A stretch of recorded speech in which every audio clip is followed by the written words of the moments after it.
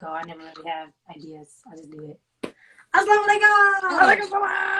Oh my god! Mr. Aneesa. I am very excited. Let me get my Quran real quick because usually when I'm talking, I'll be coming up the Quran and I gotta make sure. So give me a second. Yes, ma'am. Okay, let's see if this is good. I think I might tie this because I don't want this falling while I'm preaching. I'm not gonna preach. How are you? I'm great. How are you? Long time no see. Pretty good. This is going to get me through the first day of this fast. That's what it's going to do. Dang. See, I can't fast. But my heart is with y'all. Maybe next week. Yeah. Maybe next week. Understood.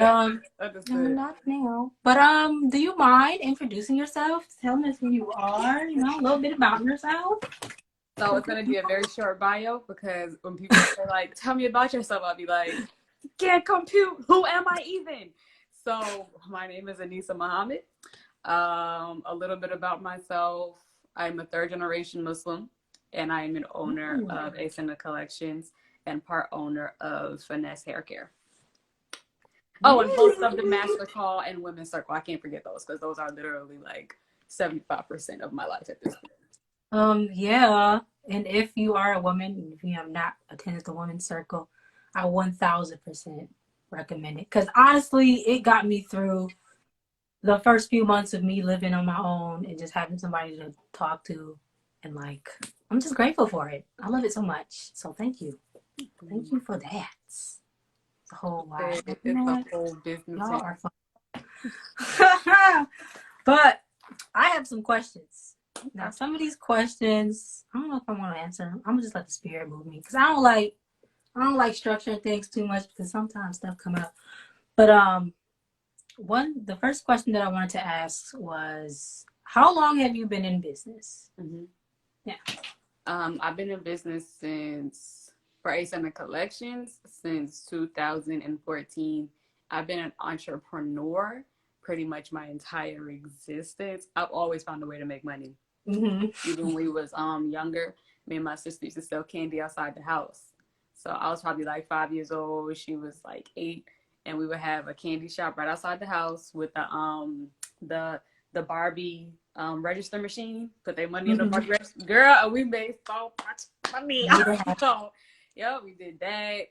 I did hair for years. I did hair up until I did Aneesa Collections. To fund Aneesa Collections, to buy fabric and material, what's it called, thread and stuff like that, to buy my sewing machine that I still use to this day. I did makeup for weddings. So, yep, she done did a lot of things. But Aneesa Collections, 2014, Finesse Hair Care, 2020. Wow. That is beautiful. Great. And I think that I've been here on your journey at least since 2017, maybe. I can't tell you. I just know that I think I've been following you for my entire journey myself. So I've been there. I've seen it all. 2017 sounds about right. That sounds about right. 4 years ago. Especially, definitely 2018 through 2019. I don't know if I was cognizant 2017. I don't remember that year. I honestly don't remember the year 2017. So I remember following you and like knowing you existed. Mm-hmm. I don't know if I seen you on Savers Day, but I seen you at Savers Day. This was probably 2019, 2018. And you were like this really short person. I'm like, oh my God, I never knew she was that short. I'm like, wow, I'm taller than her because you give off tall vibes.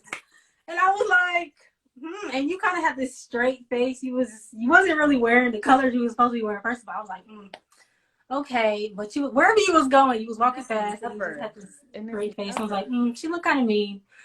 But you're not. Like, I just have this whole new perspective and view of you. Because of another women's circle and stuff. But I just had to share that because that was so funny. Girl. That's why I said I don't even remember the year 2017 or 18. And I apologize for anybody that met me in those years because I looked like I had an attitude because I did. Like, I was so miserable. Hey, I was so miserable. And the eyebrows don't help because they thick and they arched. So it just looks like, without a smile on my face, I look mean. So so I don't know. Just create these perceptions of people when I see them based off of that immediate look. So it was still kind of funny. But to actually get to know you now, I think so. You just look wherever you was going. You looked really nice, but it just wasn't the colors you were supposed to be wearing for that day. And I was like, oh. And that's never am I wearing the first time that, and this will be before we go into like the real meat of it all. The 2000, everybody want to be caught on camera for Savior's Day, right? For that Sunday. It's like, I would love to be like caught on camera, like everybody else be caught on camera. Get caught on camera, Savior's Day 2019, finally. Why was it me dang there in the front row, just waking up? Okay, because I had fell asleep a little bit. I had just woke up. I'm in a blue garment that's not white. It was a garment, okay?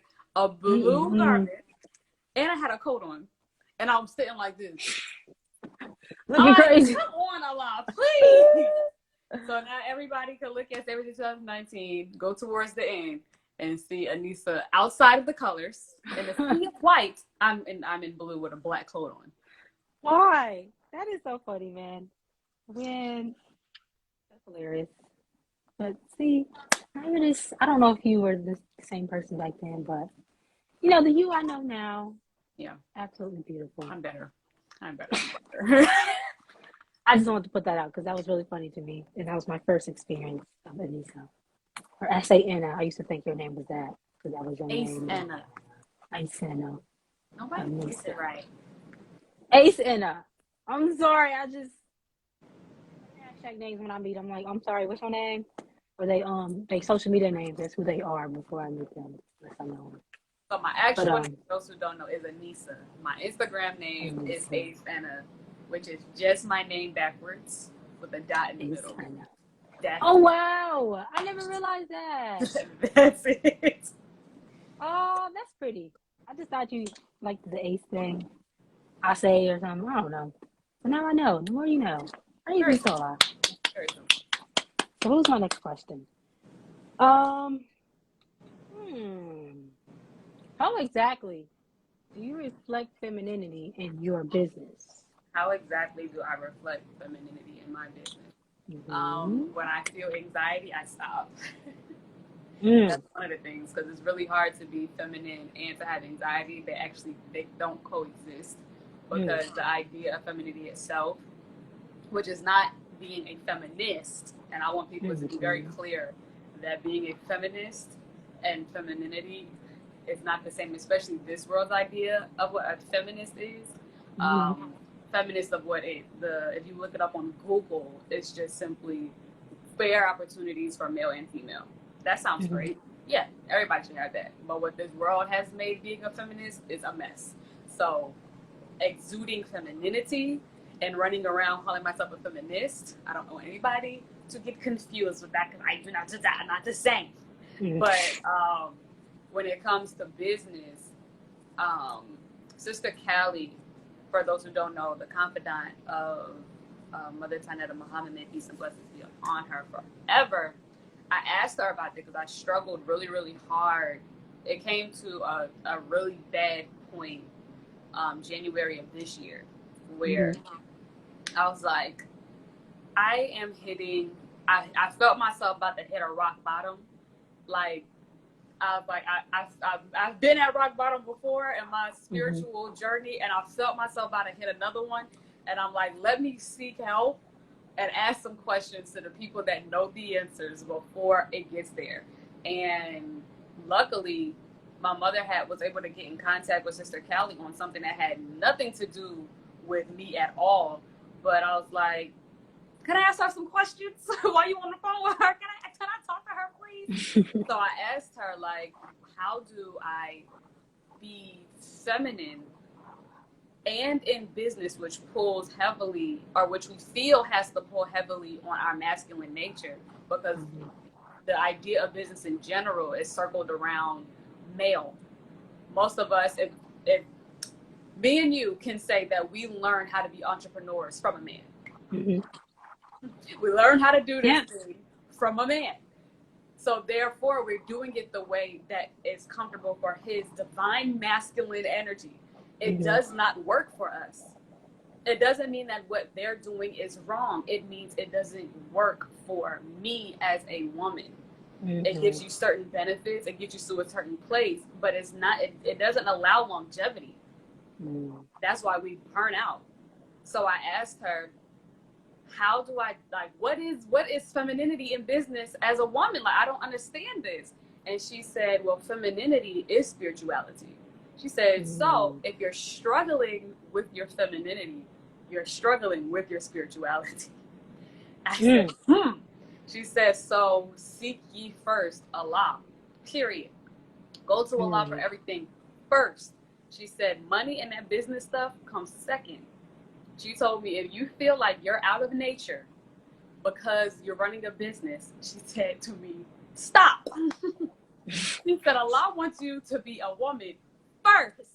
If you feel like you are out of nature while you're out of your nature while you're doing this, then stop. Because that's when we start compromising. And what is our golden rule? Accept your own and what? Be yourself. Be yourself. If I can't be myself and run a business, then I shouldn't be running the business that I'm running. So she said, and either stop or find help to be able to give some balance, like not feel like that strain. And I took that with all of the wisdom that it was, and I stopped for a little bit. I was like, you know what? Yeah, you're right. Let's just shut it down, shut everything down, because the first thing when she first said, if you're struggling with your femininity, then you're struggling with your spirituality, which is basically you're struggling with your connection to Allah. You're struggling with your connection to God. You're not aware. You're not present. You're suffering from anxiety and from grief. Robot. Doing all that stuff, huh? You're just a robot. That's a robot. Moving. Exactly. It's like, no. So I started getting back into reading heavily, studying heavily, lectures, all that stuff, which allowed me to get my femininity back because I got my spirituality back. And I learned myself. I got cool with myself. So anytime that I'm feeling like the business is taking more control of who I am, something gotta be taken off. Something gotta be taken off. Either I'm taking off for a couple days this weekend. I'm not doing nothing, or I make it clear to people, like, don't talk to me about business. If I'm not, the only thing that I can do right now is fulfill orders, take them to the post office. Outside of that, I cannot discuss business. So something has to be taken off. So my mind is not constantly on the parts of me that are not necessarily me. Like, your business is not you, it's an extension of you. So it's like, okay, what can I take off from my mind thinking so I don't have to suffer from anxiety? Okay, let's take this off. Put this to the side. So, yeah. Man, it's happy that you even said that, because if anyone is not aware, I'm young and I just got my first like full-time job or position at the beginning of this year, and I also moved into my own place. So I have to do everything. Like I have to tap into that masculine side, because if I don't do it, it's not going to get done because I'm the only one here. So what that meant for me, like the beginning of this year when I got put on to be full-time, I would just work all the time. I wouldn't really take care. I wasn't really eating right. I just feel like I needed to give my all to this job because, I don't know. I just felt like, because they gave me this opportunity, and I just kind of feel like I didn't deserve this opportunity. So I would just give my all to them. And then not only that, trying to maintain a house, trying to maintain groceries, keeping everything clean. And then I just got to a point, I don't even remember. I think it was around Savers Day that weekend.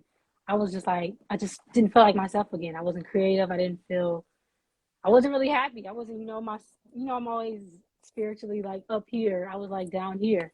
And I reached out. I actually didn't even, well, I did. I reached out to Sister Naomi, if anyone's familiar with her.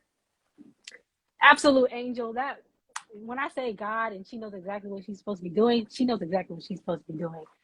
But I reached out to her, and then we had a phone call a few days later, and she told me that the God told her that someone was supposed to come to her about this situation, and she knew exactly what to tell me, and she really just told me. She explained what you said, that women and men, we are not built the same. So we cannot constantly work and put up shots like men can, because that's not how we're built. We're not created to do that. And that conversation changed my life. And I was like, oh my goodness, I need to start prioritizing myself. And from that point forward, it's taken me a while, but I'm, starting to take care. I'm starting to look into vitamins, and actually sitting down and preparing full meals, planning out my day so that I set aside time to eat, making sure I spend time at the end of my day doing what I want to do. So sometimes that means watching a movie, reading, scrolling through TikTok for an hour and a half. That is priority to me. And it's just amazing how much it changed my life, because the older I get, the older you get, the more things will start to you'll get pulled to do all these different things. But what is so important is taking care of yourself and doing the little things that make you happy in the moment, because it just helps you for that next day. And it's just beautiful to hear you say that, because that means that I'm doing something right. So all praises due to Allah. We are Thank you so much. We are striving, and by no it's means hard. am I like the perfect feminine woman in life, Mm-hmm. because then that would mean that I have got to the pinnacle of my spirituality, and I have not. So it's a constant, striving, until we reach oneness with Allah. And something that you said, it was something that you said. Dang, give me a second. It'll come.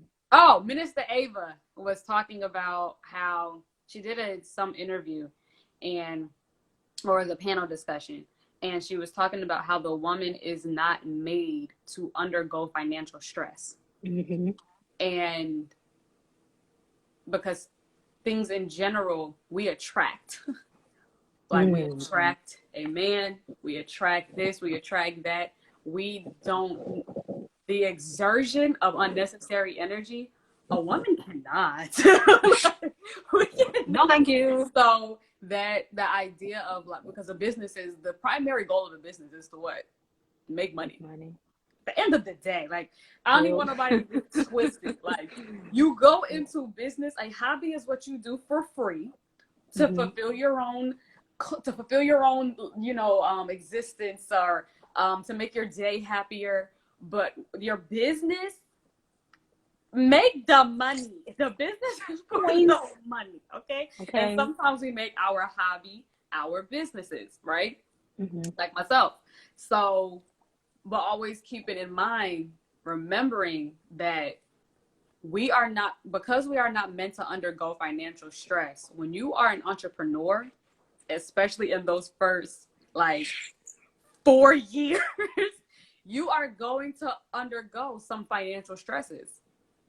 So balancing Allah, making sure that the balance that we're because we're gonna feel all the balance, because our nature is okay, this is meant to make money. I'm undergoing financial stress, because in order to make money, you got to spend money. You got to put some stuff out to bring some stuff in. That's currency. That's energy flow. You got to exert a little bit of energy to get some energy back. But understanding we're not made to undergo that type of stress, then what is the balance? Especially, that light done went off. Especially not being, my issue was at the time I wasn't married.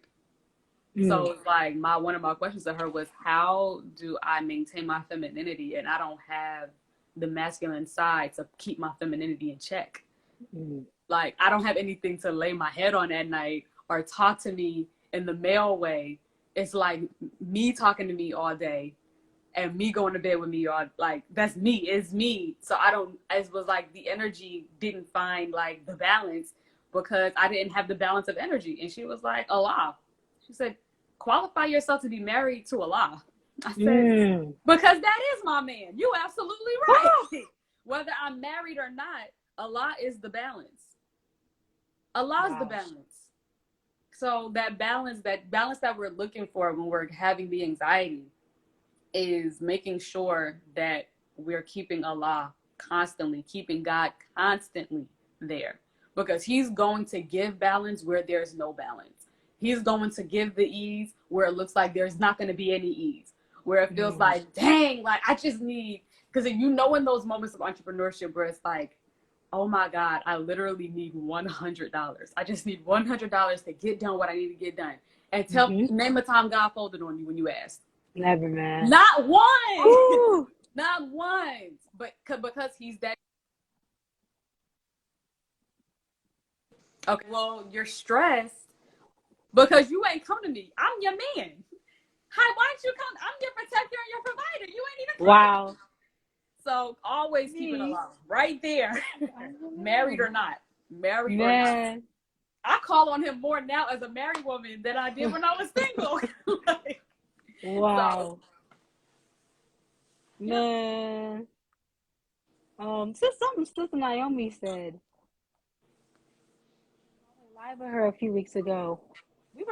It was supposed to be about Kevin Samuels, but you know the God do what the God gonna do. We ended up talking about so many different things, but we went through the topic of femininity, and I pretty much explained to her my entire situation and everything that happened to me this year, because there is nobody but God that can make every single thing that happened happen in my life, because it don't make no sense. It doesn't logically make sense to anything.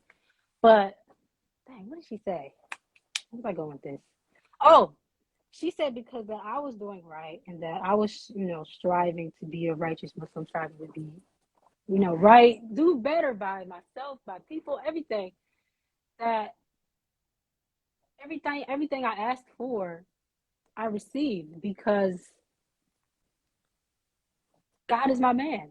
Like, I did not realize that. That didn't make sense to me until she made it so plain. I'm like, oh my goodness, that makes so much sense. And if he doesn't create something that he does not plan on taking care of, And so, literally just like a man, but it's like, it's not physical. It's like, it's spiritual. And but dang, I don't know where I was going to go with that. It's probably going to come back later. But like, honestly, God is my man. And until a man comes to meet that standard, God is my man. And he literally gives me every single thing that I have desired in his life for the last year. And I know that he will continue doing that. And it's really putting him first. And I'm just grateful that I'm at a place where I believe that. Like, that's how you get everything else in business. Because I don't know. Are you familiar with King Ashley Ann? Who? King Ashley Ann. Mm-hmm.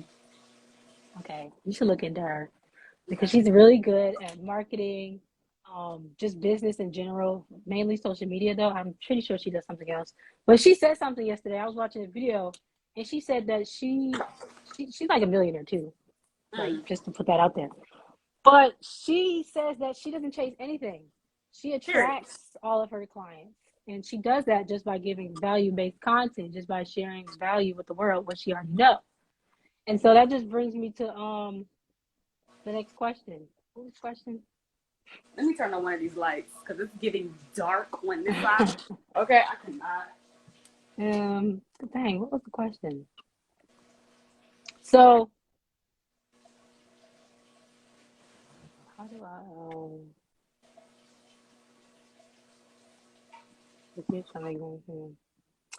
dang, I think I forgot to write down a question. But Queen Ashley Ann, well, let me say this. How have you reflected femininity and just operating in your peace? How has that affected your business within the last few months? Reflecting femininity affected my business. Well, it goes back to the attraction part. Mm-hmm. Not only has it just made me more attractive because I'm not, people could tell when you're doing something, even if it breeds you certain, even if you're rewarded with behavior that is not your own, Mm-hmm. people can tell this is not her own behavior. Mm-hmm. Like she picked this up somewhere, but we also like it and it's working for her. It's kind of like, let me think. Any other? Okay. Think about an IG celebrity who may be not necessarily. I'm not going to say any names. I have a person in mind, but I'm not going to say any names because that's rude. But an IG celebrity. Think of a female who may not. You could tell like you ain't working within your nature, but you're reaping rewards for Mm-hmm. not. Like you have a money, you have a lot of followers for not working inside of your nature. So it doesn't necessarily make one want to stop doing what they've been getting rewarded for. Mm-hmm. However,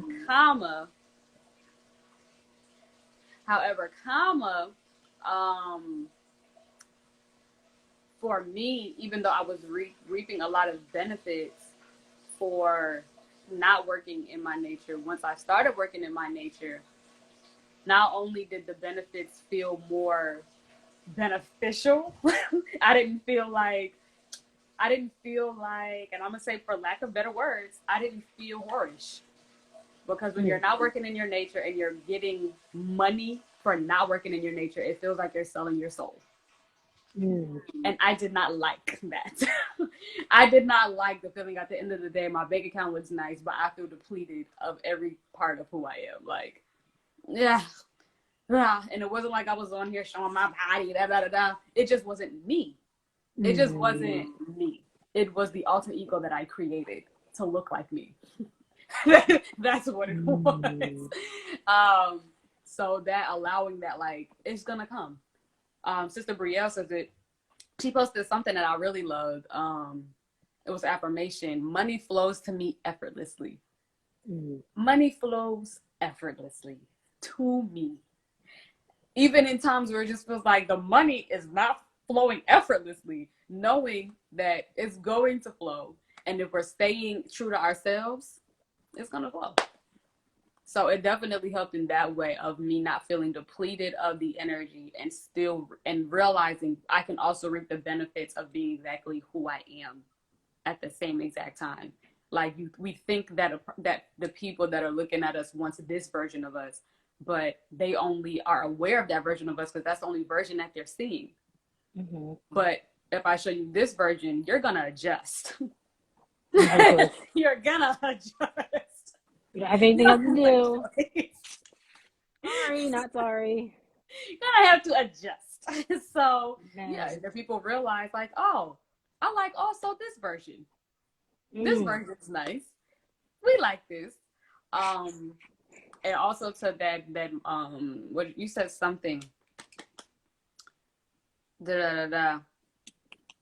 You said until a man comes to be that physical form. Yeah. Right, then you have Allah. The reality is Allah is the man that will then come to you in physical form if we do it right. If we do it right, well, first of all, Allah is a man, a physical man. Okay? And then number two, he will come to you, your husband will then come to you in a form of a well-made man, just like Joseph came to Mary. That's why everybody was like, Mary had an immaculate conception. No, she didn't have an immaculate conception.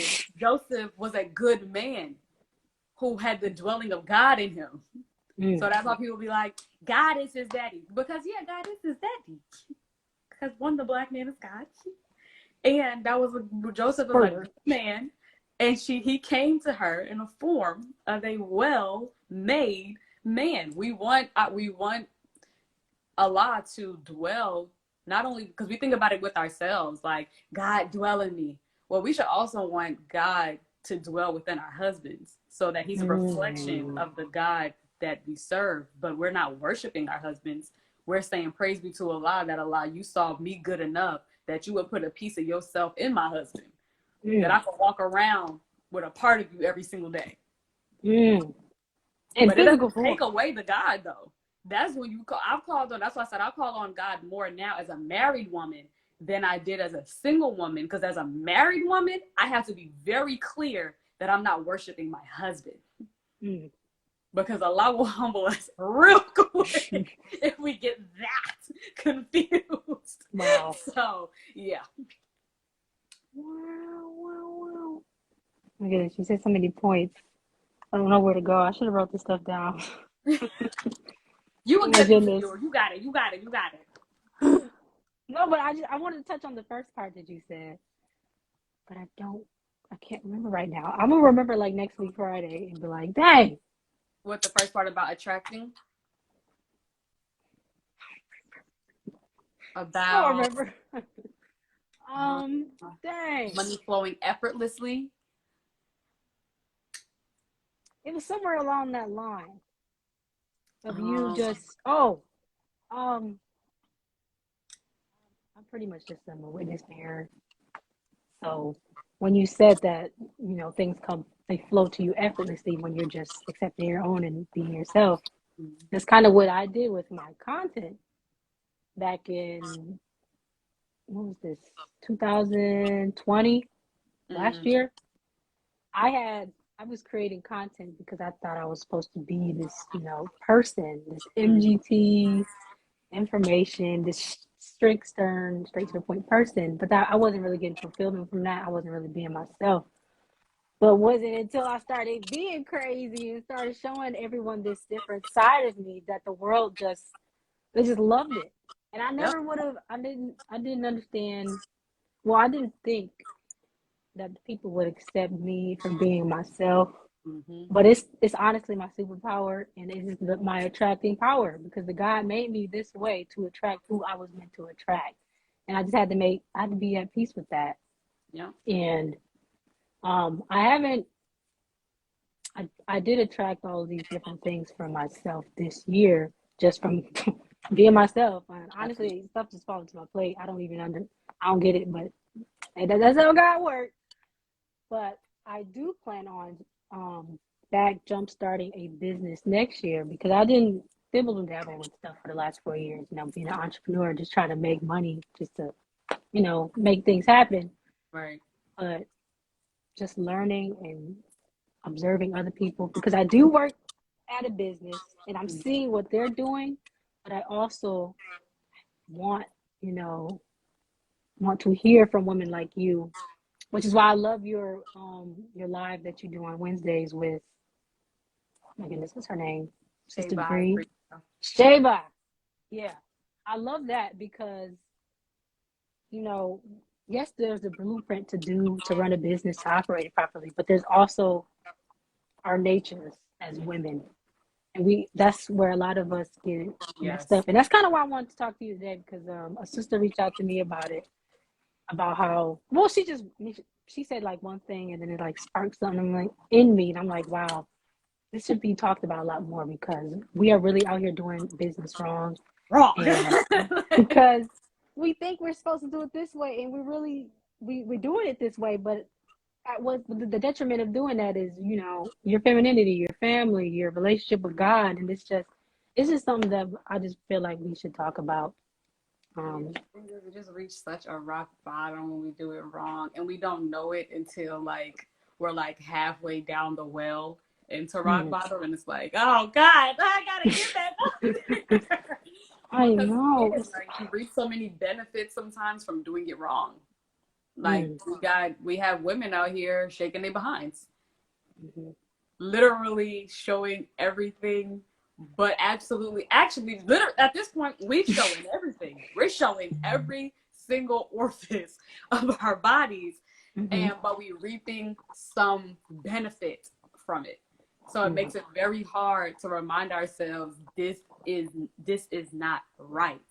This is not right, because the overwhelming majority is like, keep going. But when we in turn do it the right way, oftentimes, who said this? I believe it was Brother Nori. was it Minister Nori? It was one of our beloved student ministers, and they said that doing it Allah's way, when Satan offers us something, he offers us something with strings attached. It always has some type of, if you do this, then I'll do this. And that is the selling of soul. But Allah asks us to sacrifice. Sacrificing and selling our souls are not the same. Two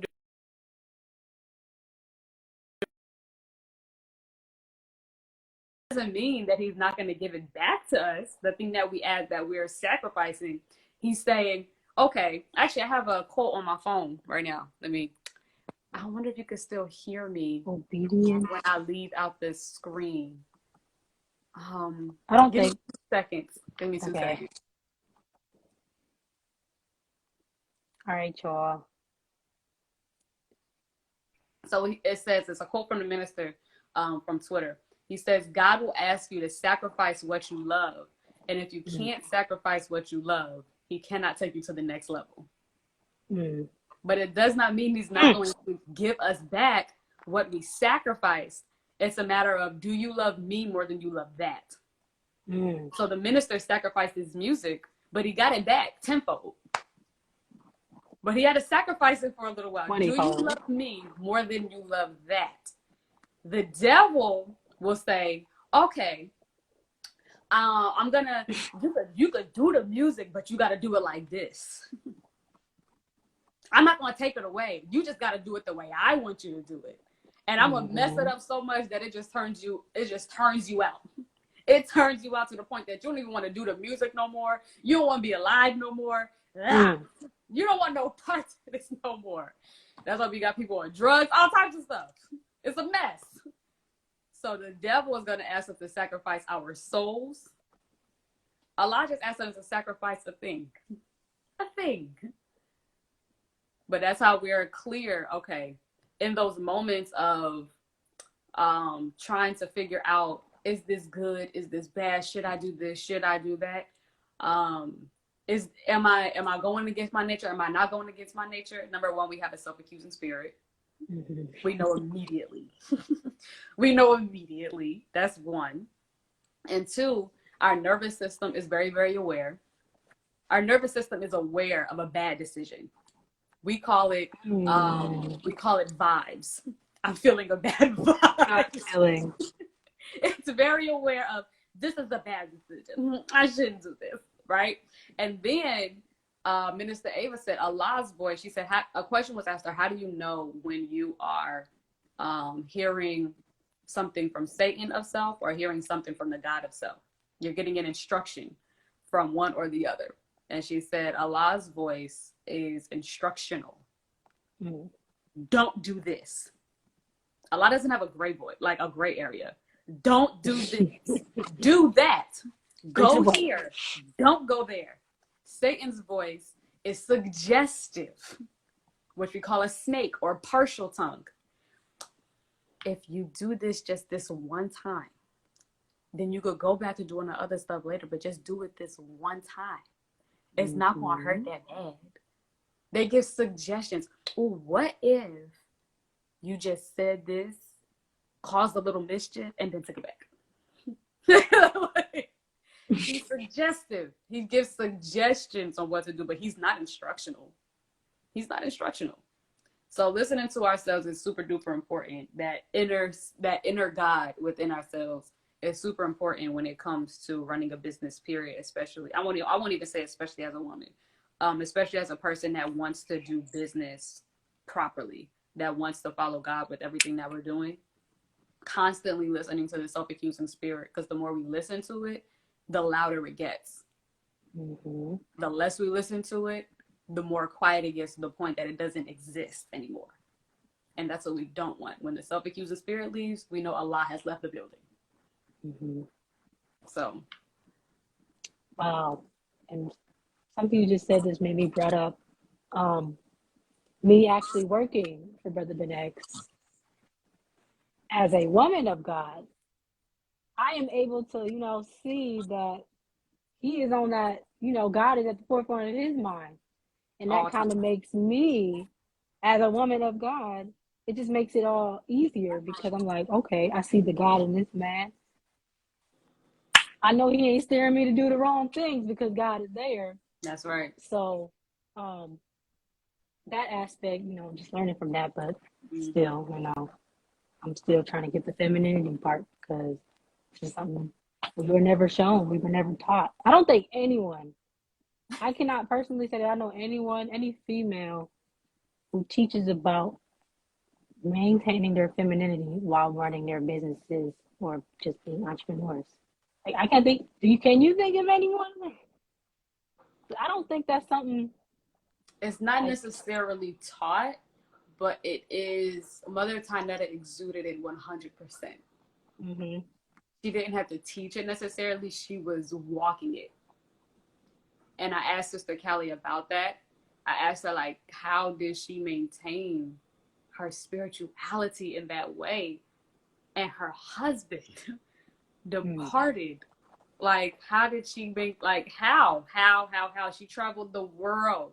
You got Exodus coffee from her. You got, what was the clothing line? She What's the did do clothing all line? these You different got things. Fashion and, well, she was Fashion. You got Fashion from her. Like, how? How is she doing this? I didn't understand. I didn't get it. And she said that everything that she did was based in femininity. She said when she woke Mm. up in the morning, how some of us put on the biggest sweatshirt with probably some holes and stains and some sweatpants and just like not do our hair, just be like, forget it. She was like, Mother Tanya just never. She always had some type of like lounge outfit that she would wear around the house. Like she exuded femininity, like Mm-hmm. the not even just the spirituality part. She exuded it on the physical level. She exuded it. She said Mother Tynetta was not against a little lip gloss. She likes it. She was not against Mm. like feeling the part. So yeah, that maintaining, she did it every day of her life, and she's such a blessing because we got to witness her for the time that Allah blessed us to witness her, and while she was, because I also don't want us to think that being feminine means we don't have any level of assertiveness. So Mother Tynetta, 100% feminine, but she also made clear her position. Mm-hmm. She wasn't a push around. She wasn't a woman full of fear. She submitted to Allah, but she demanded good treatment, like we're taught in this book right here. On page, was it page 11? I'm glad you know the number. 12. I've Page read 12. that book how many times? I need to know numbers. Page 12. Page 12. Yep. That is two natures. It said, look at two more profound statements from the Honorable Elijah Muhammad, which are subsets of the solution. One, he put two natures in the woman. One nature is, it is the nature of the woman to seek to satisfy and please the man, also Mm-hmm. being pleasing to Allah God. And then two, it is the nature of the female to demand good treatment. Both of those are still feminine. To be able to demand good treatment. And it doesn't have to be no.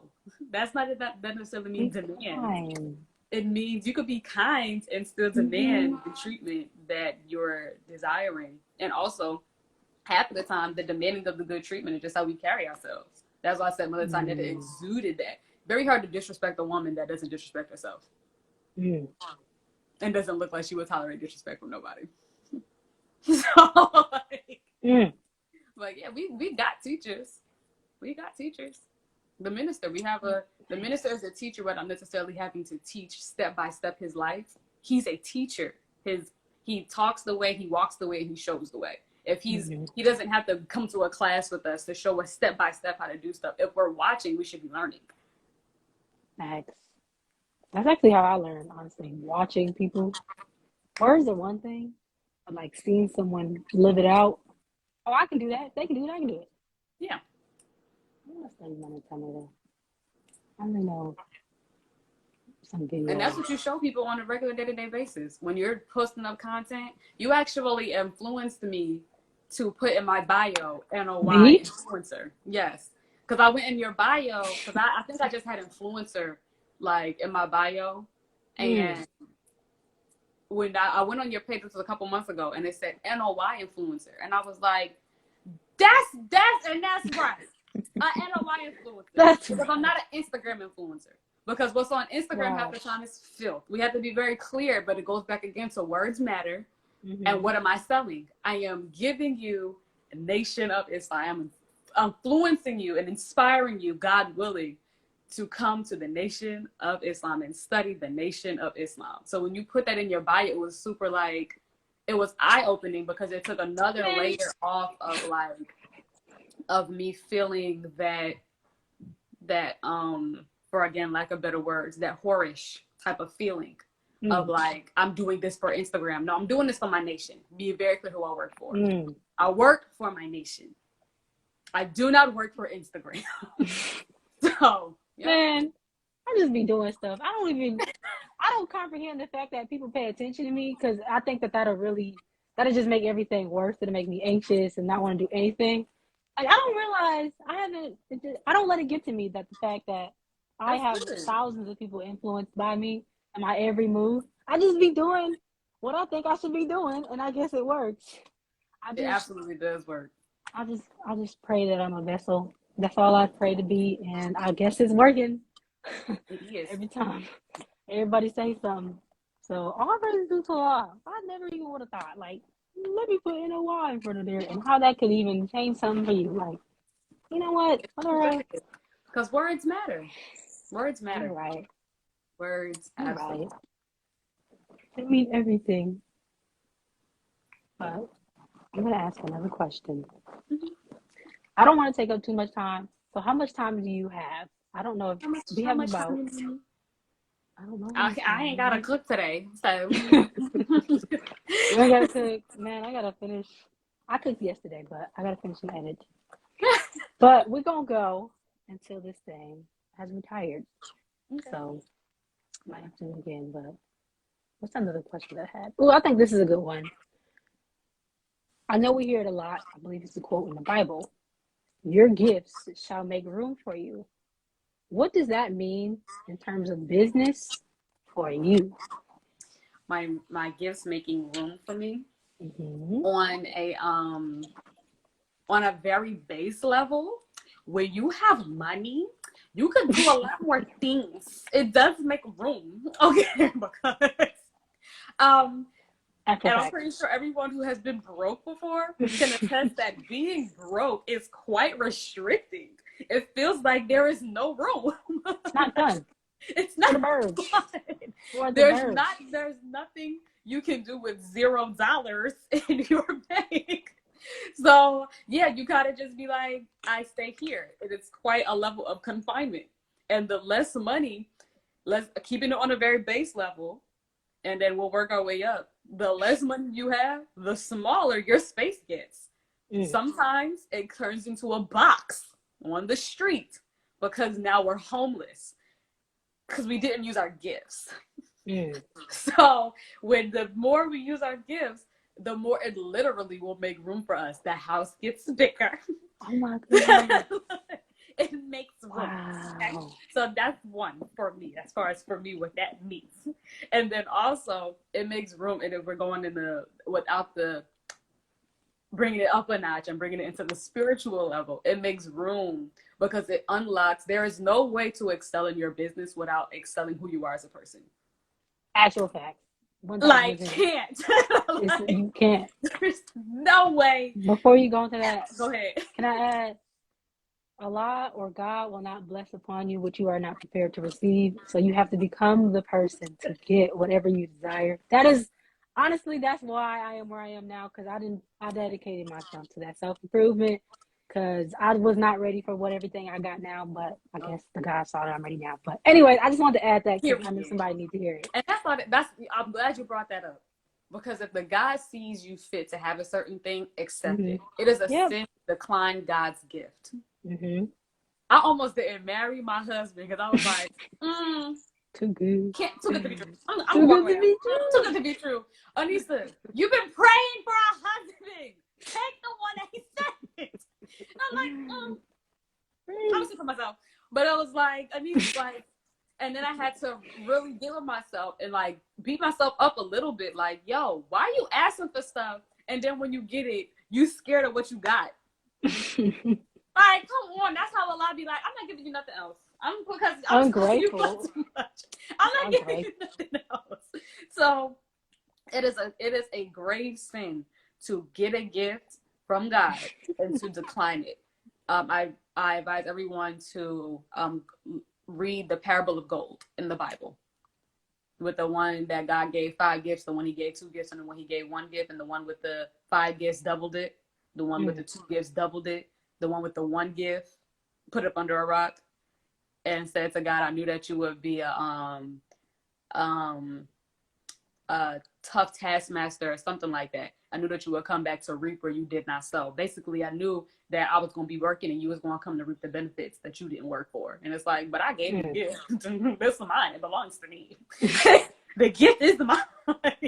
So that's God saying, like, everything you have belongs to me. The freak and whatever I offer to you is out of my grace and love for you. But the beauty is the one with the 5 that doubled it and did what he was supposed to do. God allowed him to keep what he doubled, and then he doubled it more. The one with the 2 that doubled it, God allowed him to keep that, and then he doubled it again. The one with the 1 that kept up under a rock and didn't do nothing with it, he didn't allow his gift to make room for him. That's why it's called the parables of gold. It's money, the parables of money. Okay, so he didn't do anything with it. God took everything from him. He left him a shell of a man, and he gave his gift to the one that gave 5 gifts. He recycled the gift because the gift was still important. But now I'm gonna give it to somebody that's gonna do what they're supposed to do with it, because I'm not giving you nothing no more.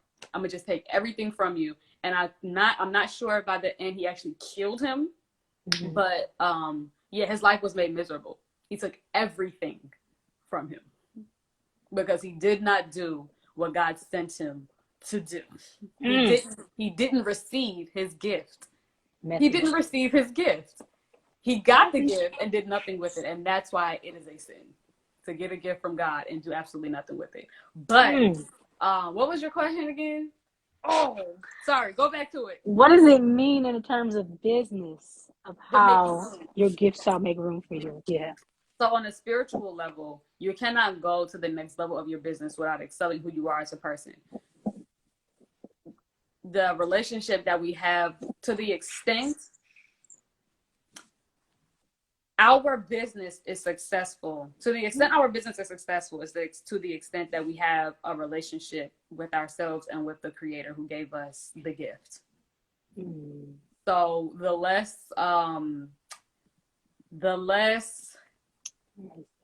or the, what is the word that I'm looking for? Well, I could say the less. I don't want to say the less. I want to find a better word. The more we run away from a relationship with God, the more we know our business is going to struggle. Our life. It will not. It would not make room for us. Like our spirit, our mind will not be able to expand. We will literally be confounded to